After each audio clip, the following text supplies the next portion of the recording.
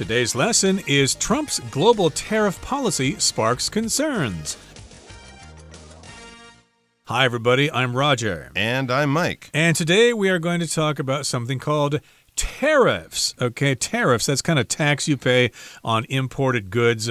And, of course, we all know this news. It's been the big news item this year. Trump's tariffs. Okay, Trump, of course, is the president of the United States, and he has decided that countries that export products to the United States need to pay a tariff because there's this big trade imbalance between the United States and other countries.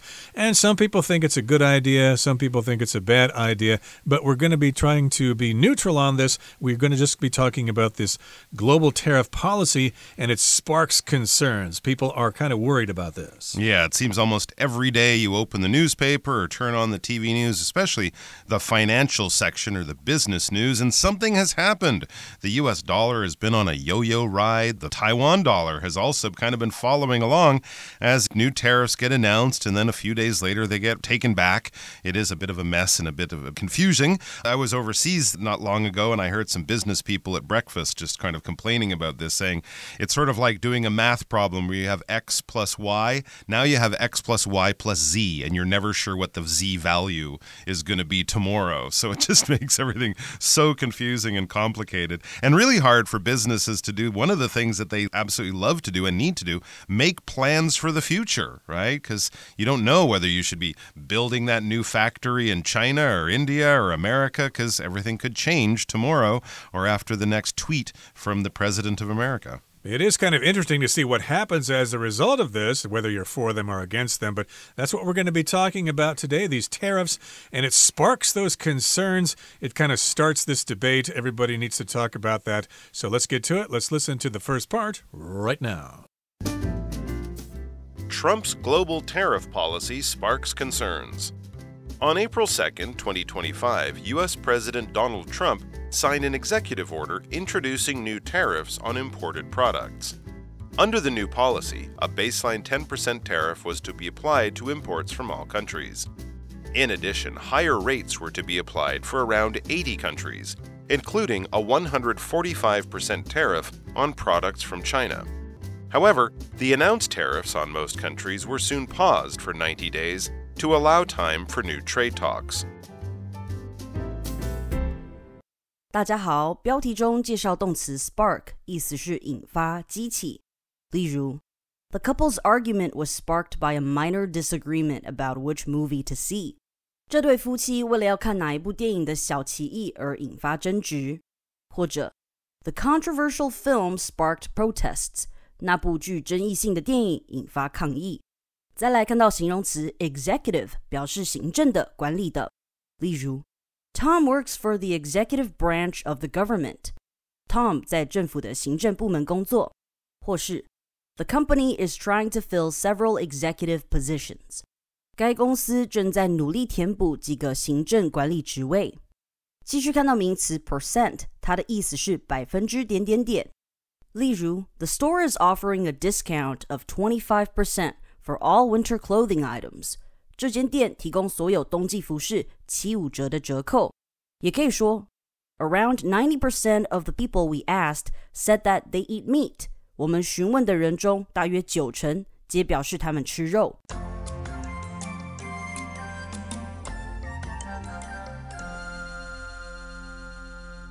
All right, so let's get into our article all about Trump's global tariff policy, how it is sparking concern. When something sparks concern, we're just saying it causes concern or it begins concerns to be expressed or to be thought and worried about. Spark being that very small piece of, I guess you could say it's a small piece of fire that might happen when you knock two stones together or rub two sticks together really, really quickly. Or if you have a lighter and you turn the little wheel, a spark might fly off of that. And of course, once the spark touches something that can provide fuel, then you will have a fire, but a spark is kind of the beginning of the fire in the same way. It's the beginning of the concerns, the worries that are going around the world business community with all of these tariffs and all of these changing sort of financial and economic policies coming out of the U.S. government. So it's sparking or causing concerns among business people. Let's get into it. On April 2nd, 2025, U.S. President Donald Trump signed an executive order introducing new tariffs on imported products. So that was kind of the thing that sparked all of these concerns, that sparked all of these worries, and sparked many sort of frantic news stories. This was an executive order introducing new tariffs. When we talk about an executive position or an executive order, this is someone who has the power to make decisions, the power to make things happen, the power to decide things, the power to change things. If you don't have executive power, you can just advise the person who does. So maybe if you're giving your boss advice on what you think the company should do, well, that's great. That's advisory power or something like that.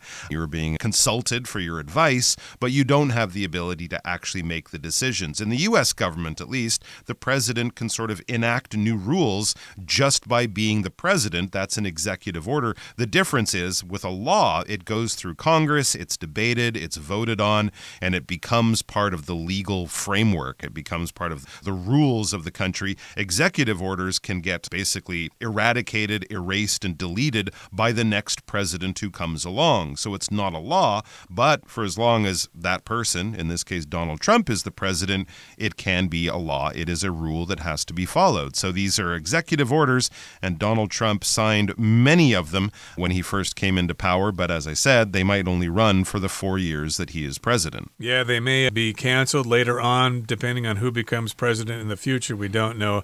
But not just Donald Trump, but other presidents in the past have done this. They've issued executive orders. Executive here also describes the branch of the U.S. government that has to do with the president. Of course, there are different branches of the U.S. government. We've got the executive branch, that's the president. We've got the legislative branch, which is Congress. And then we've got the judicial branch, which is the courts. So yeah, they have three branches there, but the executive, of course, has to do with the president.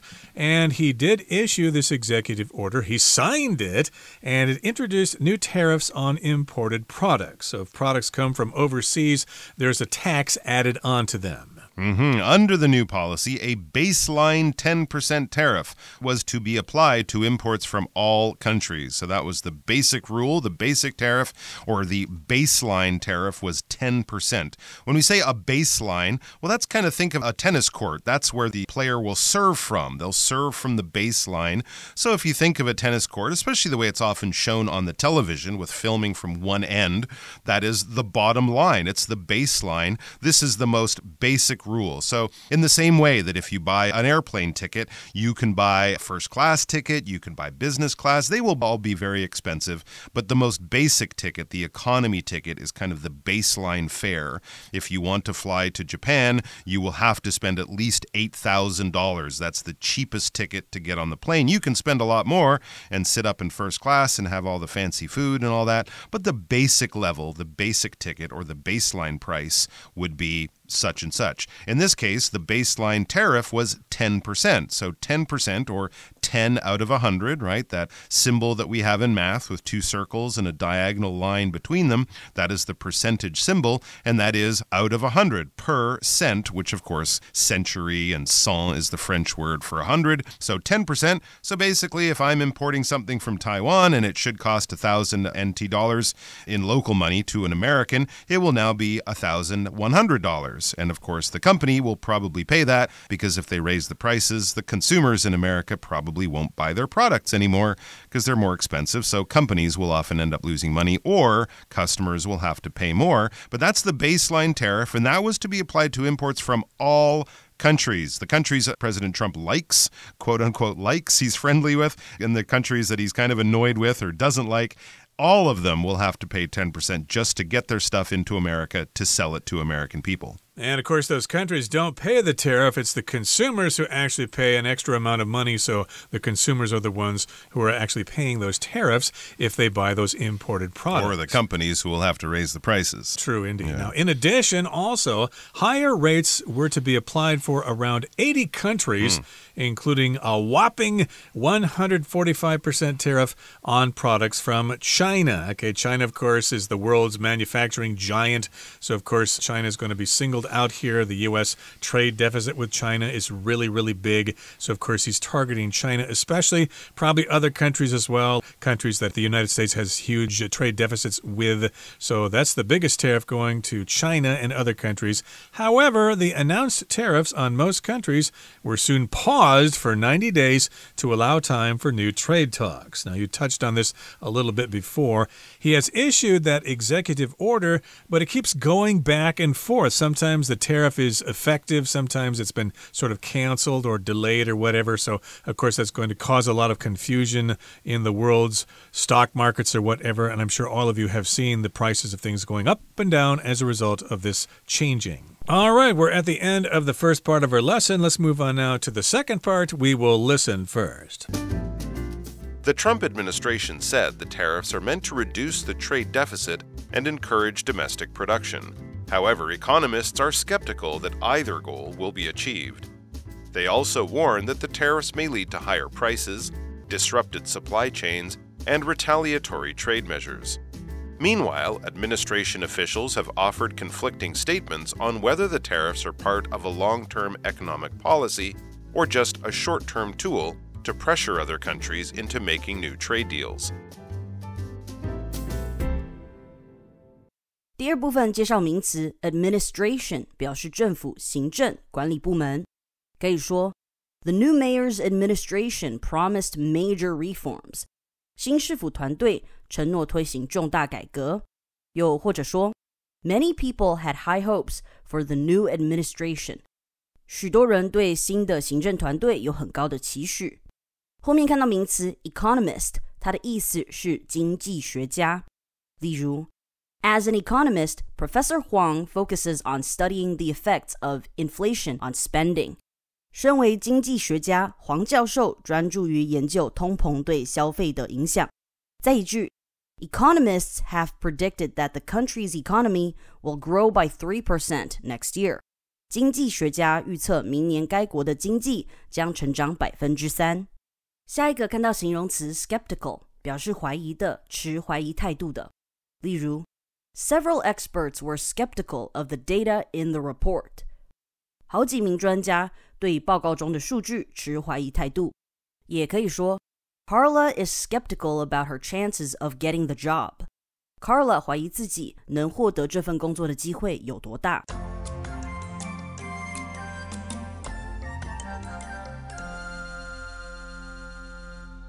All right, we are back learning more about global tariff policy and how Trump's new trade tariffs have sparked concerns. Back to our article. The Trump administration said the tariffs are meant to reduce the trade deficit and encourage domestic production. So that's the reason given out by the Trump administration. When we say the Trump administration, this is especially used with American politics. We're talking about the Trump government. Not just him, but his cabinet members, his top advisors, the people who were voted in November of last year. That is the Trump administration, both the president and the people that he hires, the people he gives jobs to in his cabinet to run the country and make policy decisions. So they, the Trump government, said the tariffs are meant to reduce the trade deficit and encourage domestic production. This is the reasons they have given out for having all these tariffs and causing all this chaos in the global economic system. What is it meant to do? What are they trying to do? What is their goal? It is trying to, or it is meant to, reduce the trade deficit and encourage domestic production. President Trump kind of feels that if other countries are making more money off of Americans by having Americans buy things, and those countries aren't buying American products, that is a bad thing. He doesn't seem to recognize that when an American buys a cheap television from China, that American person is saving a lot of money by buying a really good product at a very low price. So the people are actually benefiting from this. They're not buying more expensive televisions made in America. But yes, the money is now being given and spent and going to a Chinese company. But of course, American consumers have benefited from this for a very long time. That's why we have stores like Walmart and Target, massive stores like that where people go and can buy a lot of good quality goods at very low prices. But yes, many of those products are made outside of America where production costs are much lower. So he's thinking that if we do this, those companies that are making televisions and electric cars in China will now move all their factories to America, and that will encourage domestic production, or Americans will stop buying televisions from Samsung and Sony, and they'll start buying televisions from Magnavox or Zenith or whatever, if those companies which still don't exist anymore. Yeah. So you will buy American televisions, but good luck with that. Good luck with that. This is the reason why Trump has given this executive order for those tariffs. They want to reduce the trade deficit, and they want to encourage domestic production. However, economists are skeptical that either goal will be achieved. So if you are an economist, you know a lot about the economy, how money is exchanged in society, how businesses are set up, and how consumers spend their money and stuff like that. If you know about these things, and if you know how a society works in that regard, you are an economist. And these economists, they're skeptical. If you're skeptical, it means you're just not quite sure. Well, it sounds good. Maybe it could work, but we're just not sure. There are other things maybe he's not taking into consideration. It may actually make the situation worse. It may make it better, but we have our doubts. There you go. They're not sure that the trade deficits will be reduced, and they're not sure that domestic production or those factories in China and India and Vietnam, other places, will be moving back to America anytime soon. And there are other worries that the economists have. They also warn that the tariffs may lead to higher prices, which is what happened, disrupted supply chains, which is also happening, and retaliatory trade measures. Other countries will put trade tariffs on American products, making them more expensive to sell overseas as well. And yes, that also happened. So these are some of the worries. Higher prices. Of course, these tariffs will cause the products to be more expensive. Disrupted supply chains. If I can't sell my cheap things in America at a cheap price, maybe I'll just send them somewhere else. And so the shelves in American stores will become empty of those cheaper products. Well, that kind of happened. If something's disrupted, it's interrupted. Its regular process, its regular sort of performance has been interrupted or changed or something like that. If you have a disrupted supplies at your store, you might not find the products on the shelves. Like often after typhoons, we'll have disrupted supply chains of vegetables and fresh fruit from the farms of Taiwan that have received damage from the winds and the rain. So suddenly you go to your favorite store and you can't find spinach there, you can't find cabbage there, you can't find whatever you're looking for because something has been interrupted, it's been changed, something has happened to stop the normal flow of things. And retaliatory trade measures, a retaliation is when someone does something and then I do something back to get them back, kind of like revenge or something like that. So that was also an issue, and that is also something that happened. Meanwhile, it says administration officials have offered conflicting statements on whether the tariffs are part of a long-term economic policy or just a short-term tool to pressure other countries into making new trade deals. Many business leaders and government leaders around the world want to know, how long are these tariffs going to be? Are they part of American business just forever now? Is it new policy or is it a temporary thing? And depending on who they ask, Trump on one day or his economic advisors, cabinet members on other days, it's very hard to get a clear answer about this. And of course, businesses like clear answers. They like to know what the rules of the game are, and that way they can adjust. But when the rules keep changing, it keeps things in a very sort of upset state. Exactly. So there are conflicting statements, so people don't really know exactly what the tariffs are for and what results they're going to have. Okay, that brings us to the end of the second part of our lesson for today. Here comes the third part. Global markets reacted to the tariffs with volatility, though the announcement of the pause calmed fears to some degree. As of May 12th, the U.S. government has reached agreements with the UK and China to reduce tariffs on certain products, lowering them to more favorable rates. 第三部分看到形容词 favorable 表示有利的、赞同的、令人满意的，可以说 Farmers need favorable conditions like good weather to grow crops successfully. 农民需要像好天气这种有利的条件，才能成功种植农作物。最后一个例子 We managed to negotiate terms that would be favorable to our employees. 我们设法协商出对我们员工有利的条款。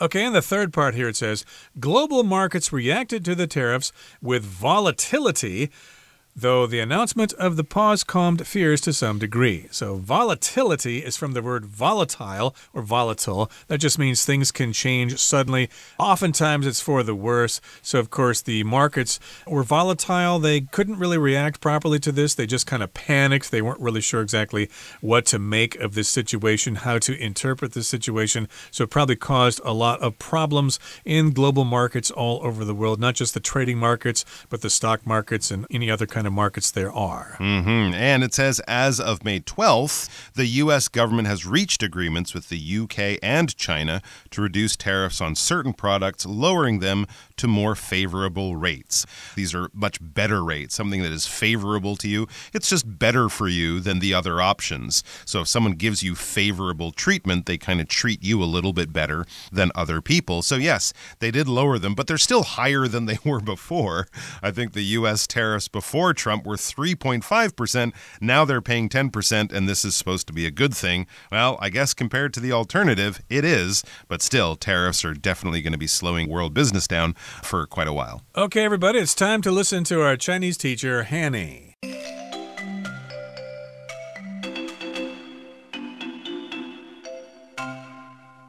各位同学大家好，我是 Hanny。 我们来看今天的文法重点。课文第二部分提到，川普政府表示，这些关税旨在减少贸易逆差，并鼓励国内生产。那文中是用 The tariffs are meant to reduce 来表达这些关税旨在减少，是用来减少什么什么。那我们这边来整理一下 be meant to 加原形动词的几个常见意思。好，第一个它可以表达用意是什么什么，目的是什么什么。像我们可以说 The event is meant to raise awareness about climate change. 这场活动的用意是要唤起人们对气候变迁的意识。那第二个它可以用来表达被期望预期要怎么样，被认为是怎么样怎么样。例如 The city is meant to be beautiful at this time of year. 一般认为这座城市在一年当中的这个时候是很美的。好，那第三个它可以表达注定怎么样，本该怎么样。那当我们用 somebody is meant to be 可以表达某人注定要成为什么什么。例如 Lila believes that she's meant to be a singer. Lila 认为自己注定要成为一名歌手。那还有一句话是 If it's meant to be, it will be. 如果是注定好的，那就会是如此。也就是说，该发生的就会发生，意思接近我们中文说的是你的就是你的。那像这一句就常常用来安慰人，不要过度担心，凡事就顺其自然。好，那课文接着提到，经济学家警告说，关税可能导致物价上涨、供应链中断以及报复性的贸易措施。那文中是用动词 disrupt 它的过去分词来形容中断的。disrupt 可以表达使中断或扰乱的意思。那我们来学它的字首字根。看到 RUPT 这个字根，它是指破裂、断裂或打破。那有这个字根的字大多带有突然被介入或者是打破原本规律的含义。在 disrupt 这个字当中，字首 DIS 表示分离， RUPT 表示断裂、打断。那合在一起 disrupt 就表示扰乱、中断、打断。我们顺便补充两个有相同字根的单字。第一个是 corrupt， 它的字首 COR 是来自 COM， 它有强调的作用。那么字根 rupt 表示破裂，当所有的事物都崩坏分离，这样也许可以联想到 corrupt 它有败坏腐化的意思。那它也可以当形容词来描述贪污的、腐败的、道德败坏的，也可以当动词去表达使堕落啊、腐化、腐败。那第二个补充的是 erupt， 它的字首 E 表示向外， rupt 表示破裂。那当爆炸的时候会有东西破裂，有很多的碎屑向外喷发，所以应该很容易联想到 erupt 它有喷发、爆发的意思。好，那以上是今天重点整理，我们回顾今天的单字吧。 Spark, Lola was surprised when her simple question sparked a big argument between Joel and Clint. Executive. After a new law is passed, the executive branch is responsible for enforcing the law. Percent. Thanks to the popular product, the company's profits grew by 20% last year. Administration. The administration's foreign policy goals are different from those of the previous one. Economist. Professor Norris used to work as an economist at a global bank. Disrupt. Heavy rain disrupted traffic throughout the city this morning. Favorable. Favorable market conditions helped the small business grow quickly.